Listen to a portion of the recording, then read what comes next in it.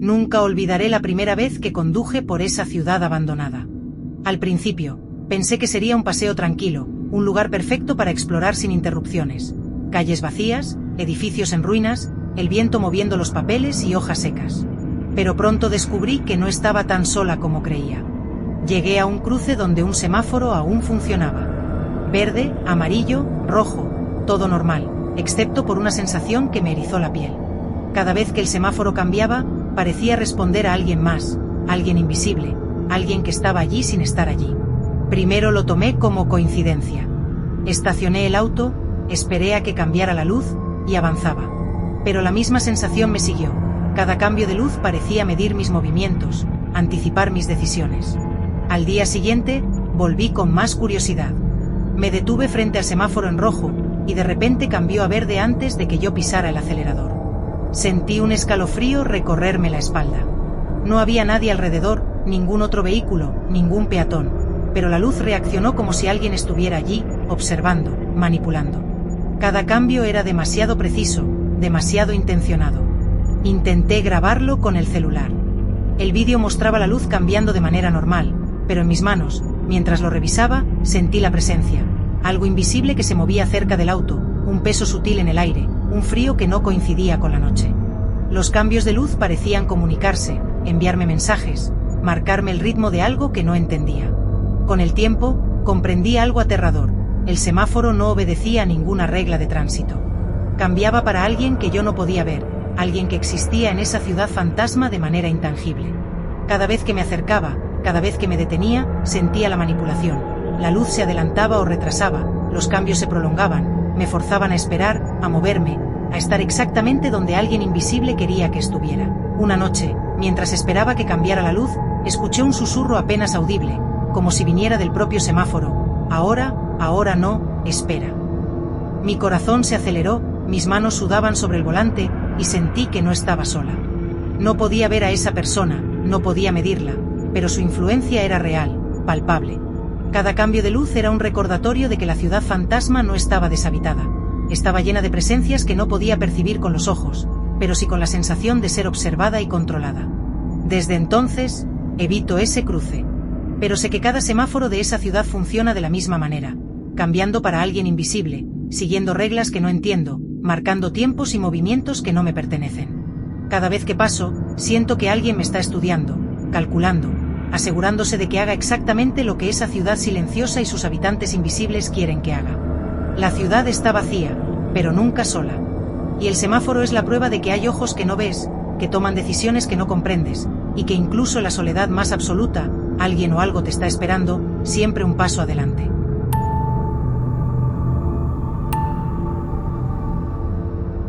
Cuando llegué al hotel, esperaba un lugar silencioso, algo abandonado pero con encanto, perfecto para tomar fotos y explorar. La fachada era elegante, aunque desgastada, con un letrero que apenas colgaba: Hotel Marfil. El vestíbulo estaba vacío, polvoriento, con un aire cargado de nostalgia. Parecía una cápsula del tiempo, un edificio detenido en décadas pasadas. Al principio, todo era tranquilo. Revisé la recepción, tomé mi habitación y me acomodé. Pero cuando el reloj marcó la medianoche, sentí un cambio en el aire. Una brisa cálida recorrió el pasillo, aunque las ventanas estaban cerradas. Los relojes parecían retumbar al unísono y los muebles crujieron como si alguien invisible se moviera por la habitación contigua. Decidí bajar al lobby, curioso y un poco asustado.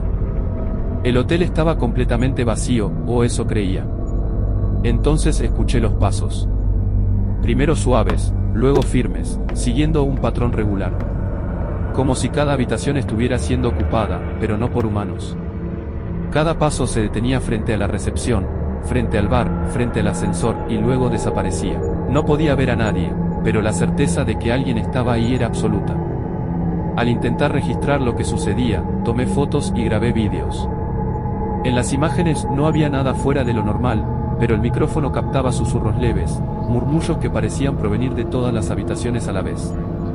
Los pasos respondían a cada movimiento mío. Si me acercaba a una puerta, el piso crujía justo al otro lado, como si alguien invisible me estuviera observando, evaluando, aceptando o rechazando mi presencia. Una de las noches más aterradoras fue cuando entré al salón principal. Las mesas estaban cubiertas de polvo, sillas desordenadas, y, sin embargo, sentí el roce de algo pasando cerca de mis piernas. Un aire frío y húmedo me recorrió el cuerpo. Vi cómo las sillas se movían ligeramente, como si alguien invisible se sentara y se levantara, y escuché una voz débil, casi imperceptible, diciendo mi nombre. Cada noche era igual, a la medianoche exacta, los huéspedes invisibles llegaban. Caminaban por los pasillos, se alojaban en habitaciones que yo podía abrir, ocupar, pero nunca había nadie. Intenté hablarles, preguntarles quiénes eran o por qué estaban allí, y la respuesta era siempre la misma, el silencio acompañado de pasos que se movían a mi alrededor, riéndose de mi incredulidad. Con el tiempo, aprendí algo aterrador: el hotel no estaba abandonado. Solo sus habitantes eran invisibles, sombras de quienes alguna vez habían vivido, o quizá presencias que el tiempo había dejado atrás. Sus rituales eran precisos, llegaban cada medianoche, recorrían los pisos, tocaban puertas, se sentaban en sillas, hablaban en susurros que solo el aire parecía contener. Y yo era el intruso que podía verlos solo a medias, sentirlos en cada escalón, cada mueble, cada pared. Ahora, cada vez que entro al hotel, lo hago con respeto y miedo. Sé que a medianoche no estoy solo, que cada habitación puede ser ocupada por alguien que nunca podré ver completamente, y que los pasos que escucho son pruebas de que algunas ciudades fantasmas no están realmente deshabitadas. Están llenas de presencias invisibles que viven, caminan y observan, manteniendo rituales que no comprendes, hasta que eres tú quien entra, y ellos deciden permitirte ser testigo.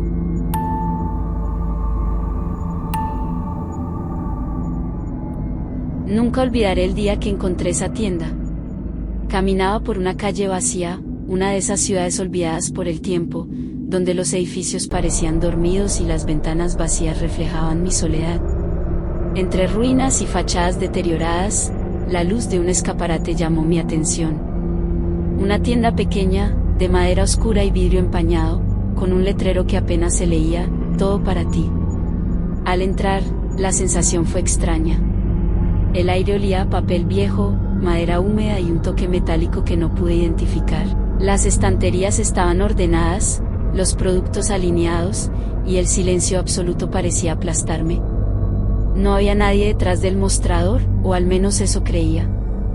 Me acerqué, curiosa, y entonces lo noté: la cajera estaba allí, pero solo en el reflejo del espejo detrás del mostrador. Cada movimiento mío tenía un eco, una copia que respondía con naturalidad a mis gestos, pero en el mundo real, no había nadie. Mi corazón se aceleró. Extendí la mano hacia ella, y mi reflejo me imitó. No podía tocarla, no podía interactuar directamente, solo existía en el vidrio, sonriendo con una calma inquietante que no se correspondía con la realidad tangible. Intenté salir, pero la puerta se cerró de golpe antes de que pudiera alcanzarla. El reflejo de la cajera me miró fijamente, y por un instante, sentí que su sonrisa se ensanchaba más de lo posible, un gesto antinatural, imposible. En ese momento comprendí que la tienda tenía sus propias reglas, la realidad y el reflejo coexistían, pero no de la manera que estamos acostumbrados. Allí, lo que veías no siempre existía donde debía. Pasé horas recorriendo los pasillos. Cada vez que miraba hacia el mostrador, el reflejo de la cajera me observaba con paciencia, siguiendo cada uno de mis movimientos. No hablaba, pero sus ojos parecían comunicarse, entender mis pensamientos y mis miedos. En un momento, noté que podía ver la tienda de otra manera a través del espejo, estantes que desaparecían, productos que cambiaban, pasillos que no estaban en la disposición que tenía la tienda real. Era como si el reflejo mostrara un mundo paralelo, habitado, pero invisible para mis sentidos físicos. Cuando finalmente intenté tocar algo del mostrador, mi mano pasó a través del vidrio, y un frío intenso me recorrió el brazo. La cajera del reflejo inclinó la cabeza, casi burlándose de mi impotencia, y sentí que la tienda misma se reía, disfrutando de mi desconcierto. Cada intento de interactuar aumentaba la sensación de ser observada, de ser una intrusa en un espacio que no estaba diseñado para humanos, o al menos no para mí. Con el tiempo, comprendí que la tienda estaba viva de otra manera. No necesitaba clientes visibles, ni personas que compraran realmente, solo necesitaba ojos que la miraran, presencias que pudieran percibir sus secretos, reflejos que podían sostener la ilusión de vida. La cajera, siempre detrás del vidrio, me enseñó una lección silenciosa: en algunas ciudades fantasma, lo que ves en los espejos puede ser más real que la propia realidad. Ahora, cada vez que paso frente a esa tienda, evito mirar directamente el escaparate. Sé que el reflejo me observa, me reconoce, y que si entro de nuevo, podría perderme entre realidad y espejo, atrapada en un mundo donde las sombras reflejan la verdad y los cuerpos son solo ilusiones.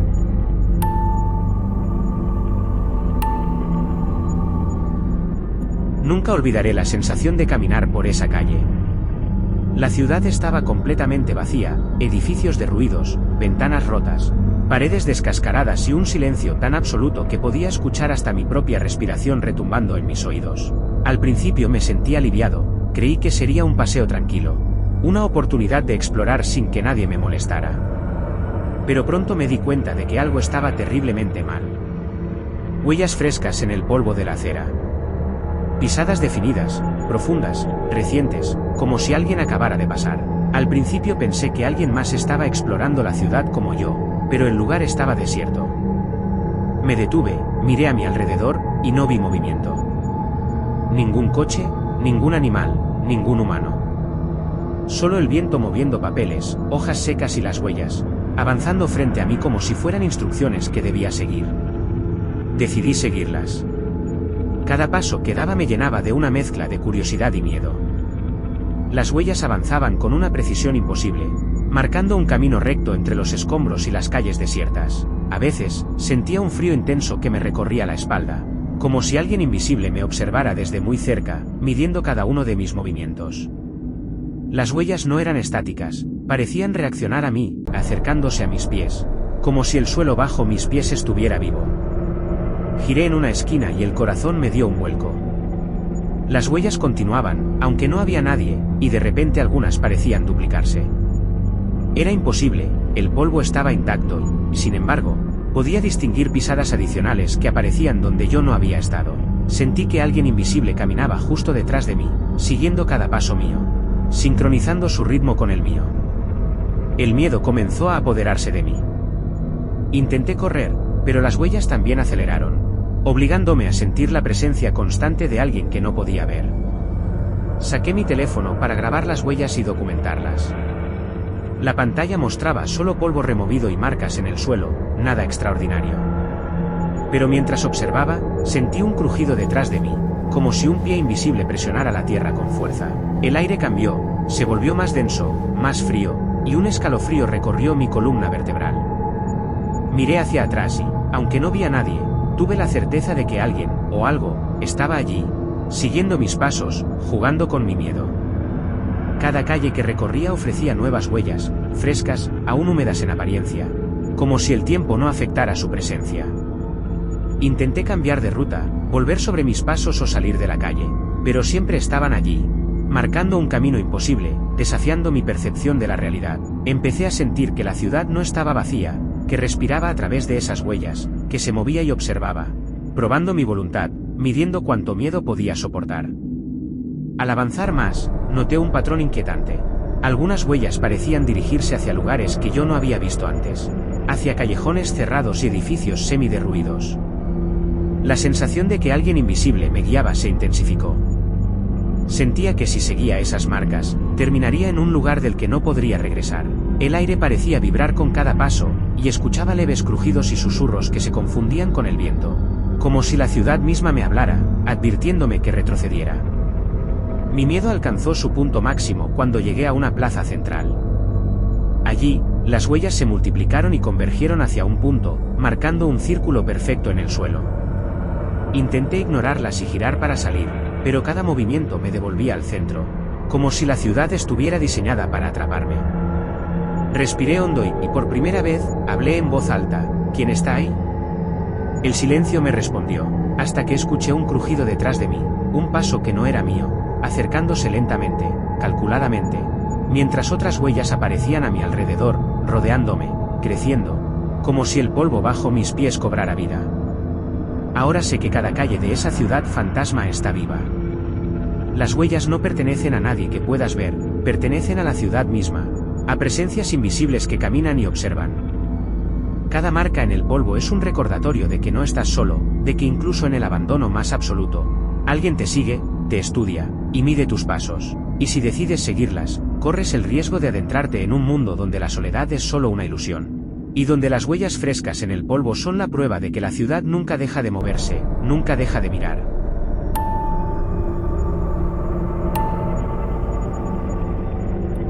Llegué a la oficina por curiosidad, siguiendo relatos que hablaban de un edificio deshabitado desde hace décadas.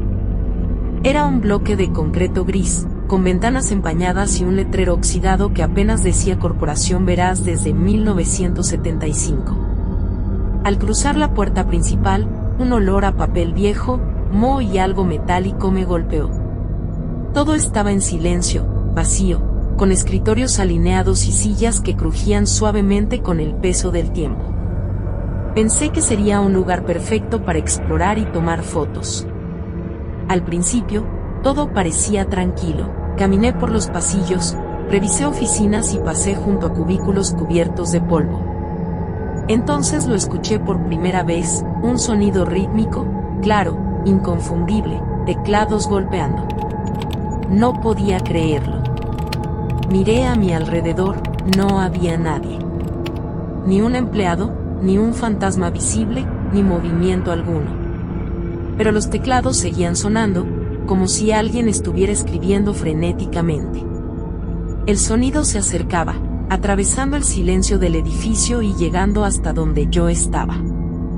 Decidí seguir el sonido. Cada oficina que cruzaba tenía computadoras encendidas, pantallas parpadeando con documentos abiertos, correos electrónicos que parecían recientes.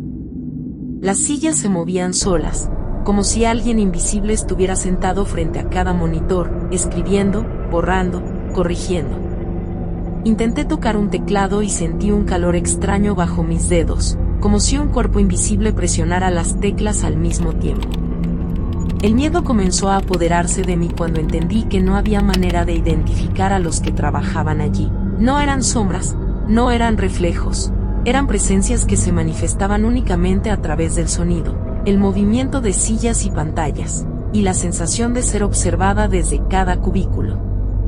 Me detuve frente a una oficina cerrada, y los golpes de teclado se intensificaron, acelerándose hasta volverse frenéticos, como si mi presencia los hubiera alterado. Sentí un frío helado recorrer mi espalda, y un susurro apenas audible: no debiste entrar. Intenté grabar el sonido con mi teléfono, pero cuando lo revisé, los audios solo mostraban estática. Sin embargo, mi percepción era clara: alguien estaba trabajando, escribiendo, respirando y moviéndose por un edificio que oficialmente llevaba vacío desde 1998. Cada vez que me acercaba a una computadora, el teclado parecía anticipar mis movimientos, deteniéndose y reanudando los golpes justo cuando intentaba presionar las teclas. Era como si las máquinas estuvieran poseídas, controladas por presencias invisibles que seguían las reglas de un mundo que no comprendía. En un momento, llegué al área de juntas. La mesa estaba impecable, pero las sillas giraban solas, y los teclados de los portátiles comenzaban a sonar de nuevo, uno tras otro, creando un ritmo hipnótico y perturbador.